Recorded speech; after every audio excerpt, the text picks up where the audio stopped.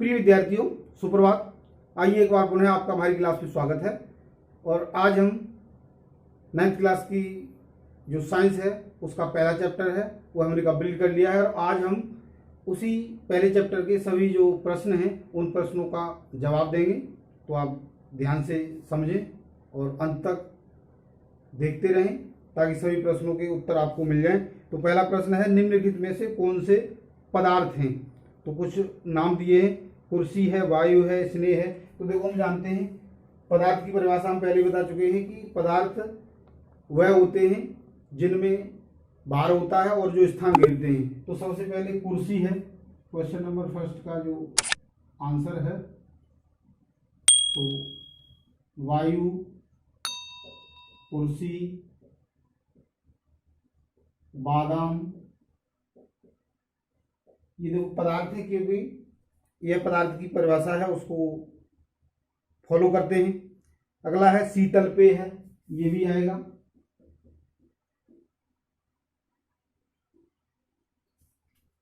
और इसके अतिरिक्त इसमें जैसे स्नेह है, यह एक भाव है, इसको हम पदार्थ नहीं कहेंगे। घृणा है, यह भी भाव है, इसको हम पदार्थ नहीं कहेंगे। विचार है, यह भी एक भाव है, इसको हम पदार्थ की श्रेणी में नहीं लाएंगे।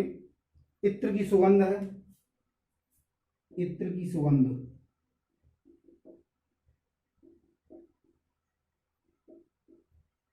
क्योंकि इसमें भी कुछ कण होते हैं जो वायु के द्वारा हमारे पास तक पहुंचते हैं, तो ये भी पदार्थ की श्रेणी में आता है। अगला प्रश्न है, निम्नलिखित प्रेक्षणों के कारण बताइए।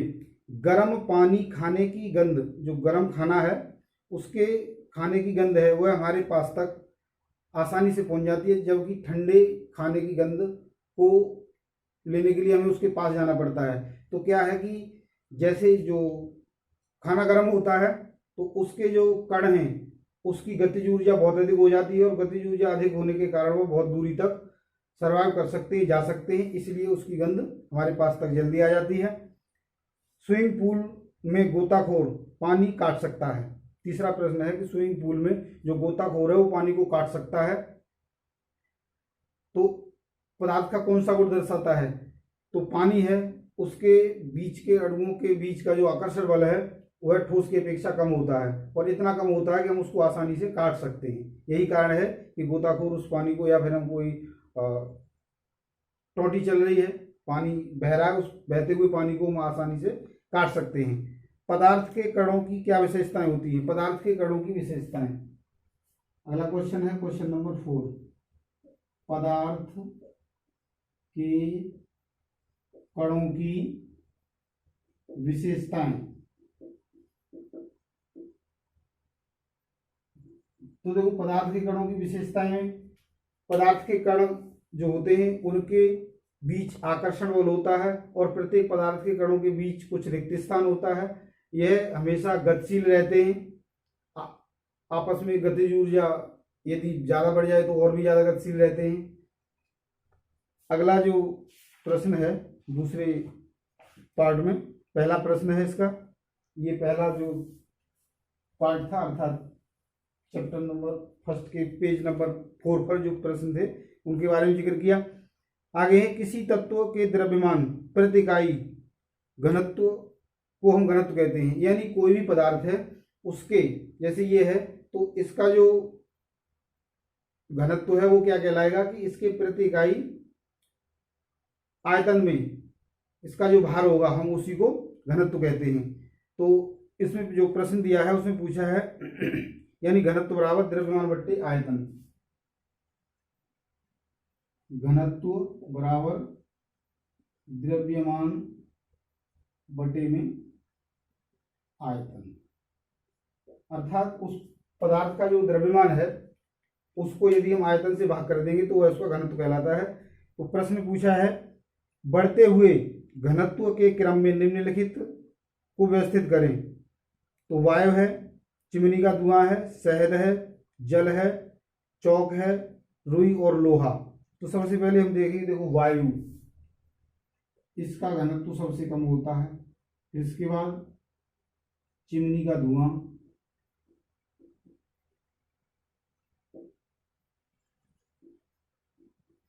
फिर इसके बाद इन्होंने जो टर्म दिए हैं, चिमनी का धुआं है, रुई, इसके बाद रुई,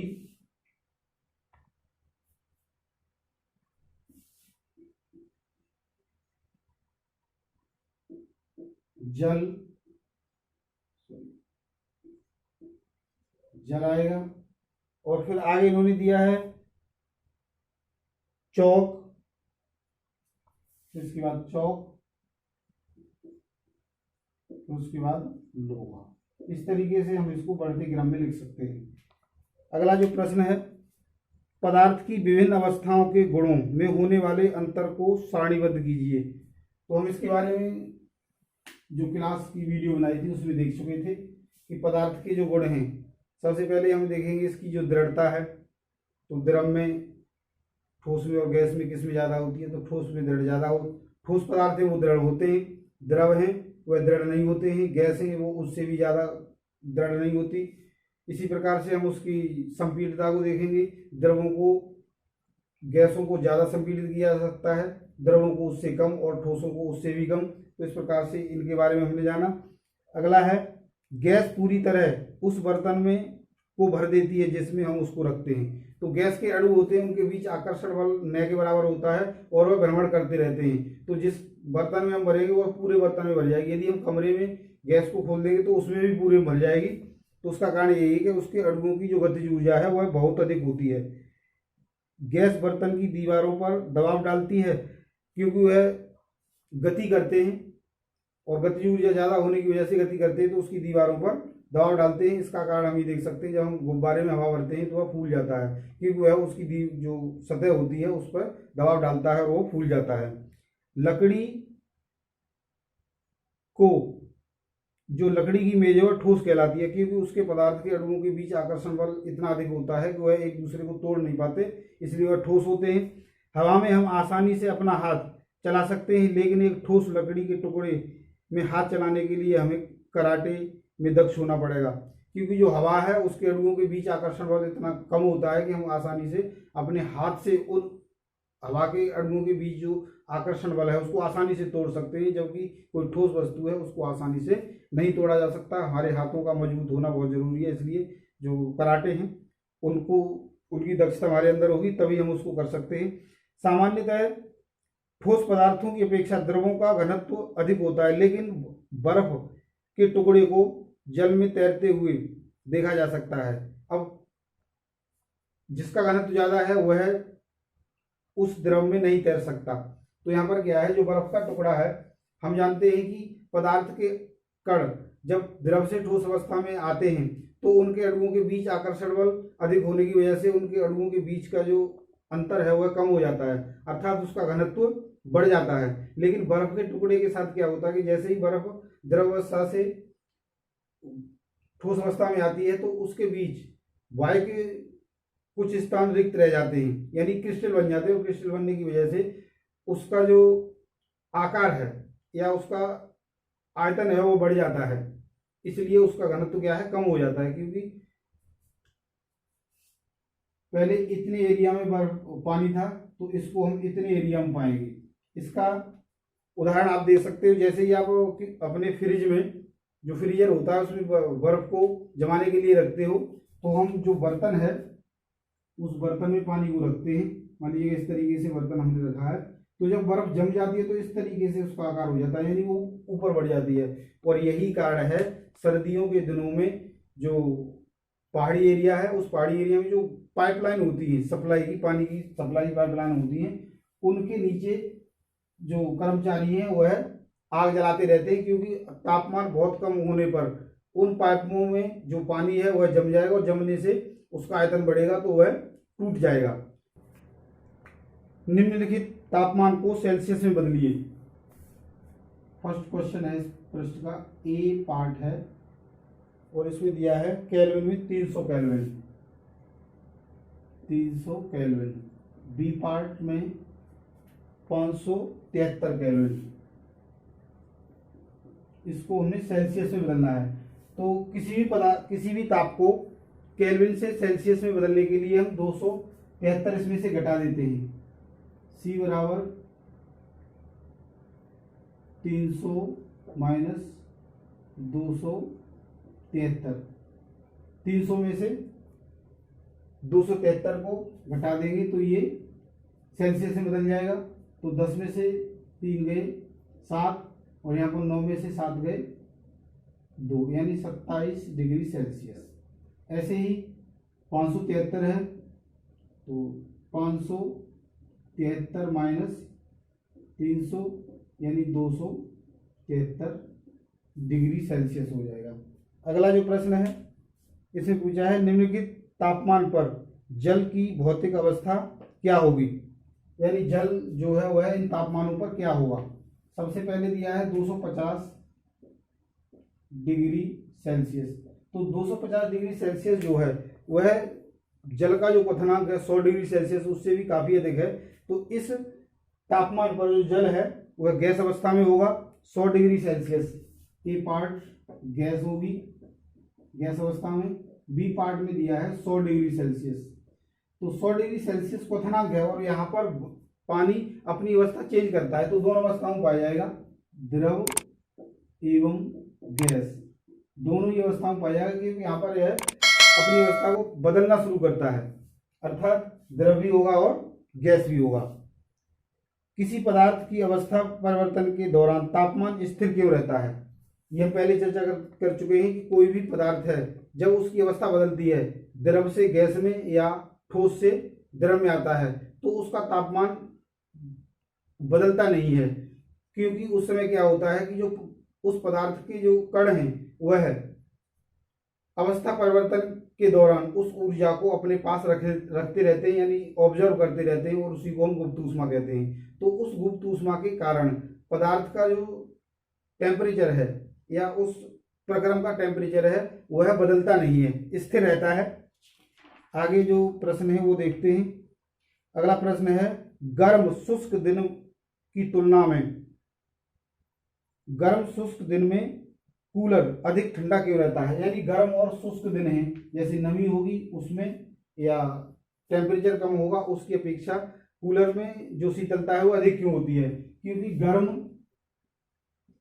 और शुष्क दिन जो होते हैं उसमें गर्मी अधिक होने के कारण और शुष्कता अधिक होने के कारण वाष्पीकरण की दर बढ़ जाती है, और वाष्पीकरण की दर बढ़ने से टेम्परेचर कम हो जाता है। तो वाष्पीकरण जो उसमें पानी होता है उसका वाष्पीकरण बहुत अधिक तेजी से होता है, और तेजी से होने पर उसके जो गुप्त ऊष्मा है उसको लेकर चला जाता है, यानी आसपास की ऊष्मा उसको लेकर चला जाता है और टेम्परेचर कम हो जाता है। गर्मियों में घड़े का जल ठंडा क्यों हो जाता है। क्योंकि जो घड़ा है, जैसे मान लीजिएगा ये घड़ा है, तो इस घड़े में जो पानी भरा है इसमें जो पोर्स होते हैं इसके छिद्र के द्वारा यह सतह पर आ जाता है, और इस सतह से इसका वाष्पीकरण होता है, और इस वाष्पीकरण होने से यह अपने आसपास की जो ऊष्मा है उसको ले जाता है और यहाँ का टेम्परेचर कम हो जाता है, और ये बार बार होता रहता है, और इसी वजह से हमारा जो घड़ा है उसका जो टेम्परेचर है वो कम हो जाता है और पानी ठंडा हो जाता है। एसीटोन पेट्रोल या इत्र डालने पर हमारे हथेली ठंडा क्यों महसूस करती है। जैसे हम उस पर एसीटोन या पेट्रोल डालते हैं या फिर कोई इत्र डालते हैं तो हमारे शरीर से वह ऊष्मा लेकर उड़ जाती है, जिससे हमें ठंडक महसूस होती है, वाष्पीकरण होता है, वाष्पीकरण से शीतलता आ जाती है। कप की अपेक्षा प्लेट से हम गर्म दूध या चाय जल्दी क्यों पी सकते हैं। क्योंकि जो कप है उसका जो सतही क्षेत्रफल है वह प्लेट की अपेक्षा कम होता है, और प्लेट का सतही क्षेत्रफल अधिक होने पर, ये हम पहले ही पढ़ चुके हैं कि सतही क्षेत्रफल बढ़ने पर वाष्पीकरण भी बढ़ जाता है। तो वाष्पीकरण बढ़ने, यहाँ वाष्पीकरण ज्यादा होगा यहाँ कम होगा, अतः इसमें चाय या दूध है वो जल्दी ठंडी होगी तो हम उसको जल्दी पी सकते हैं। गर्मियों में हमें किस तरह के कपड़े पहनने चाहिए। गर्मियों के दिनों में हमें सूती कपड़े पहनने चाहिए, क्योंकि सूती कपड़े हैं जो हमारे शरीर पर जो पसीना आएगा उस पसीने को बहुत जल्दी ऑब्जर्व करेंगे, सोच लेंगे, अवशोषित कर लेंगे, और अवशोषित करने के बाद उसका वाष्पीकरण होगा, और वाष्पीकरण होने पर हमारे शरीर को शीतलता महसूस होगी, यानी आइए अब देखते हैं अभ्यास प्रश्न। और पहला प्रश्न है निम्नलिखित तापमानों को सेल्सियस इकाई में परिवर्तित कीजिए। पहले प्रश्न का ए पार्ट है 293 केल्विन, 293 केल्विन, इसको सेल्सियस में बदलना है। तो सेल्सियस में बदलने के लिए हम 273 को घटा देते हैं, 293 माइनस 273 यानी 20 डिग्री सेल्सियस। बी पार्ट है इसमें इन्होंने दिया है 470 केल्विन, 470 केल्विन, तो सेल्सियस में बदलना है, तो 470 माइनस 273, यानी 10 में से 3 गए 7, और यहाँ 16 में से 7 गए 9, फिर यहाँ 3 है, एक कम हो जाएगा, 3 में से 2 गए 1, यानी 197 डिग्री सेल्सियस। अगला प्रश्न है, निम्नलिखित तापमानों को केल्विन इकाई में परिवर्तित कीजिए। दूसरा पार्ट है 25 डिग्री सेल्सियस, ए पार्ट, और बी पार्ट है उसमें दिया है 273 degree Celsius, sorry 373 degree Celsius. तो यहाँ पर घटा रहे थे और यहाँ पर जोड़ देंगे, तो ए पार्ट को हल करेंगे, केल्विन में लेना है, तो 25 प्लस 273, 5 और 3 8, 7 और 2 9, और ये 298 केल्विन। यहाँ पर डिग्री नहीं लगाते कभी भी, ऐसे ही 373 है, इसमें हम 273 को जोड़ देंगे, ये आप अपने आप कर लोगे। अगला प्रश्न है, निम्नलिखित अवलोकनों को कारण हेतु लिखिए। नेफ्थलीन को रखा रहने देने पर समय के साथ वह कुछ भी ठोस पदार्थ छोड़े बिना अदृश्य हो जाती है। ये हमने ऊर्ध्वपातन पढ़ा था। ऊर्ध्वपातन में क्या होता है, कोई भी पदार्थ सीधे ठोस अवस्था से गैस अवस्था में बदल जाता है और वह द्रव अवस्था में नहीं आता है, ऊर्ध्वपातन। तो नेफ्थलीन के साथ जो घटना होती है वो वह ऊर्ध्वपातन की घटना है। ऊर्ध्वपातन की वजह से वह सीधे ठोस अवस्था से गैस अवस्था में बदल जाता है। हमें इत्र की गंध बहुत दूर बैठे भी पहुंच जाती है, क्योंकि इत्र है उसके अणुओं के बीच जो आकर्षण बल है बहुत कम होता है, यानी गतिज ऊर्जा ज़्यादा होती है, और वह वायु के साथ संपर्क करके हमारी पास तक पहुंच जाती है। अगला प्रश्न है, निम्नलिखित पदार्थों को उनके कणों के बीच बढ़ते हुए आकर्षण बल के अनुसार लिखिए। तो चौथा प्रश्न है, इसमें जो दिए हैं जल, चीनी और ऑक्सीजन, जल, चीनी और ऑक्सीजन।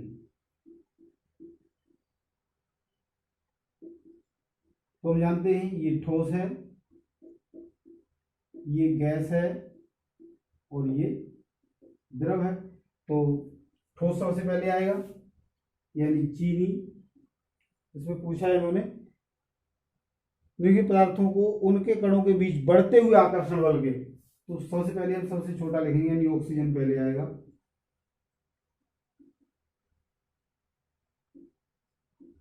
ऑक्सीजन का जो बीच के अणुओं के बीच आकर्षण बल है वो सबसे कम है, इससे ज्यादा जल में है।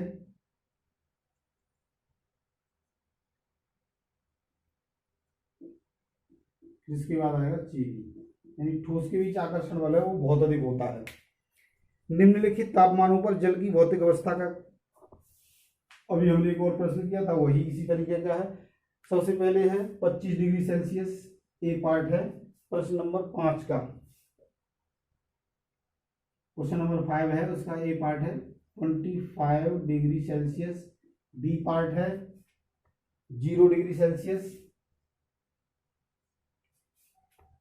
और 100 डिग्री सेल्सियस। तो ये जो अवस्था है इस पर 25 डिग्री सेल्सियस पर, क्योंकि क्वथनांक 100 डिग्री सेल्सियस होता है, तो यहां पर यह द्रव अवस्था में होगा, द्रव, यहां पर द्रव एवं ठोस दोनों में होगा, क्योंकि ये क्या है, इसकी गलनांक है, गलनांक पर ये दोनों अवस्थाओं में पाया जाता है, और यहाँ पर द्रव एवं गैस दोनों अवस्थाओं में पाया जाएगा। यहाँ पर भी ये क्या है, गलनांक पॉइंट है, तो गलनांक पॉइंट पर भी उसी अवस्था में रहेगा। पुष्टि हेतु कारण बताइए। जल कमरे के ताप पर द्रव होता है, जो जल है कमरे के ताप पर द्रव होता है, लेकिन लोहा है वह ठोस होता है। तो जल का जो क्वथनांक है वह 100 डिग्री सेल्सियस है, और 100 डिग्री सेल्सियस कमरे का तापमान नहीं होता है, इसलिए वह अपनी अवस्था नहीं बदल पाता है, तो वह द्रवस्था में होता है, या ठोस नहीं हो पाता, क्योंकि 0 डिग्री सेल्सियस भी कमरे का तापमान नहीं हो सकता। लेकिन जो लोहा है, लोहे का जो क्वथनांक है वह 1500, जो लोहा है उसका टेम्परेचर 1000 से भी ज़्यादा होता है गलनांक है, और द्रव अवस्था में आने के लिए उसे उस टेम्परेचर पर जाना चाहिए। तो 1538 डिग्री सेल्सियस तापमान चाहिए लोहे को पिघलने के लिए। तो इस लोहे को पिघलने के लिए इतना तापमान हमारे कमरे का होता नहीं है, इसलिए जो कमरे के तापमान पर सभी प्रकार के जो लोहे के पदार्थ हैं वो ठोस अवस्था में पाए जाते हैं। अगला प्रश्न है 273 केल्विन पर बर्फ को ठंडा करने पर जल को उसी तापमान पर ठंडा करने पर शीतलता का प्रभाव अधिक होता है, क्योंकि 273 केल्विन है, इस पर जो जल है वह हम इसमें से इसको हटाएं 0 सेल्सियस हो जाएगा, यानी यह उसका क्या है, हिमांक पॉइंट है। हिमांक यानी वह उसकी बर्फ अवस्था में आने की अवस्था है। तो यहाँ पर बर्फ के बारे में कहा है कि जल को उसी तापमान पर ठंडा करने पर शीतलता का प्रभाव अधिक होगा, क्योंकि जो बर्फ है वह पहले से ही अपनी उस अवस्था में है, तो उसको अपने आसपास से ऊष्मा लेने की जरूरत नहीं, लेकिन जब हम जल को उसको ठंडा करेंगे तो आसपास से वह ऊष्मा लेगा और उस ऊष्मा की वजह से वहाँ पर शीतलता अधिक हो जाएगी। उबलते हुए जल अथवा भाप में से जलने की तीव्रता किस में अधिक होगी? तो हम पहले ही अध्ययन कर चुके हैं कि जब जल उबलता है तो उसी टेम्परेचर पर जल से अधिक उसकी जो भाप है या वाष्प है, उसकी जो ऊष्मा है उसमें ज़्यादा होगी, क्योंकि वह गुप्त ऊष्मा लेकर अपने साथ गई है। अगला प्रश्न है, इसमें इन्होंने एक चित्र दिया है, उस चित्र के माध्यम से समझते हैं। इन्होंने पूछा है कि इनकी जो अवस्थाएं वो क्या हैं। ऊष्मा में वृद्धि और दाब में कमी कर रहे हैं, ये दिखाया गया है, यानी इस अवस्था में जब हम गमन करेंगे और इधर को ऊष्मा में कमी तथा दाब में वृद्धि दी है। तो कोई भी पदार्थ है ठोस अवस्था में है, जब वह उसके ऊष्मा में वृद्धि होगी और दाब में कमी होगी तो वह संगलित होकर द्रव हो जाएगा, और उसमें और ज़्यादा कमी होगी तो वह गैस अवस्था में आ जाएगा। बी जो पॉइंट है वह उसको क्वथनांक बिंदु को दर्शाता है। सी है यह गैस अवस्था से द्रव में आ जाएगा यदि उसकी ऊष्मा में कमी होती है और दाब में वृद्धि होती है, तो वह क्या होगा, द्रवित हो जाएगी। गैस है वह संघनित होकर द्रव में बदल जाएगी, यानी सी बिंदु है वह उसके संघनन बिंदु को दर्शाता है, और ये है वह इसके ठोस में आ जाएगा, यानी जो डी है द्रव अवस्था से डी अवस्था में ठोस अवस्था में आ जाएगा। इस प्रकार से यदि यहाँ से कोई गैस अवस्था में जाता है तो उसको हम ऊर्ध्वपातन कहेंगे, और इससे यहाँ पर आता है तो उसको भी हम ऊर्ध्वपातन कहेंगे। तो इस प्रकार से आज हमने हमारे जो पहला चैप्टर था उसको कंप्लीट ही कर लिया है, उसके प्रश्नों को भी देख लिया है। तो प्रिय विद्यार्थियों, आज के लिए इतना ही। कल हम हमारा जो दूसरा चैप्टर है उसको करेंगे। तो आशा करता हूँ आपने पहला चैप्टर आसानी से समझ लिया होगा। तो आज के लिए इतना ही, धन्यवाद।